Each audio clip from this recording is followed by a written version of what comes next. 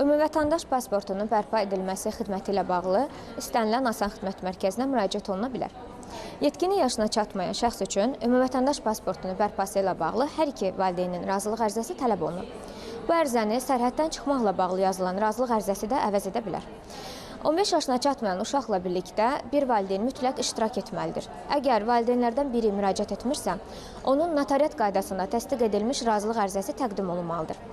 18 yaşa çatmayan vətəndaşlar üçün ümumvətəndaş pasportunun bərpası ilə bağlı şəxsiyyət vəsiqəsi, müraciət edən valideynin şəxsiyyətini təsdiq edən sənədlər, hər iki valideynin razılıq ərizəsi və korlanmış ümumvətəndaş pasportu təqdim edilir. Sənəd təqdim olunan zaman şəkil yerində çəkildiyindən sənəd sahibinin iştirakı mütləqdir. İtirilmə və ya korlanma halı olduğu zaman 3 yaşdan 18 yaşadək uşaqlar üçün ümumvətəndaş pasportu 10 iş günü müddətinə hazırlanırsa 55 manat, 5 iş günü müddətinə hazırlanırsa 100 manat, 1 iş günü müddətinə hazırlanırsa 165 manat dövlət rüsumu ödənilir.